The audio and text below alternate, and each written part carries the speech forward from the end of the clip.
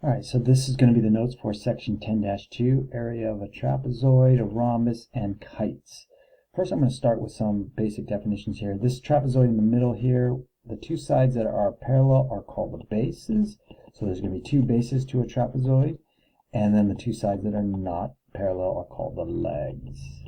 All right, so there will be a formula for the area of a trapezoid, and that will be 1/2 base plus base times it by the height.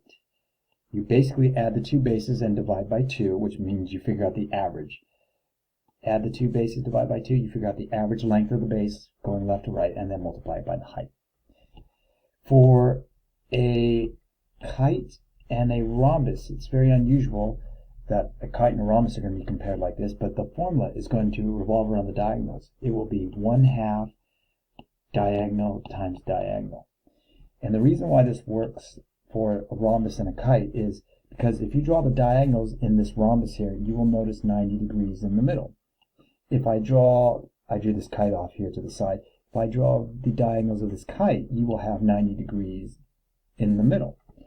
And so this formula here is based on the fact that essentially inside area is made up of two triangles.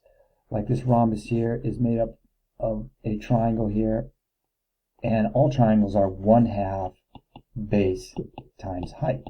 Very similar to what we have here, 1/2 diagonal times diagonal.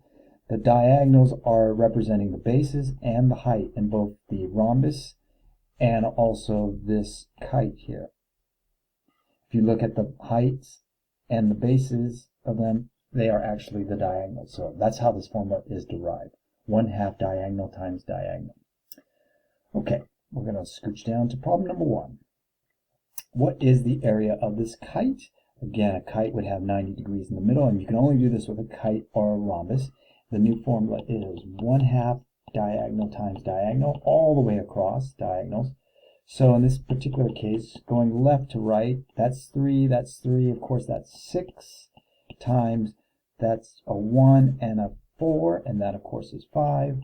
And so this area is going to be 15 square centimeters. And now moving on to number 2, the area of a trapezoid. I've already put the formula here. Area is 1/2 base plus base times the height. Well, if you look at this problem here to the right, we do have the base of 11 on top. We have the base of 16 on the bottom. The problem is we don't know the height. It is not 13, so don't say it's 13. It's right here going straight up and down, if I can draw this line here. Well, that red line that I just drew is the height, but that's not the one we're going to need. We are actually going to draw this line from letter B straight down 90 degrees here. And it is, if it is 11 on top of this rectangle, it's 11 down here, which would make 16 minus 11, it would make it 5 here. Well, we need to figure out this x, the height, and we are going to use the old-fashioned a squared plus b squared is equal to the hypotenuse squared. I'm going to save us time here. X, the height, is going to be 12. So when we go back to this formula here, area of a trapezoid, it is 1/2 11 plus 16, and then multiply that by the height, which we just figured out to be 12. So this is 1/2 of 27 times 12. Let me just put that in the calculator real quick. 162 should be the area square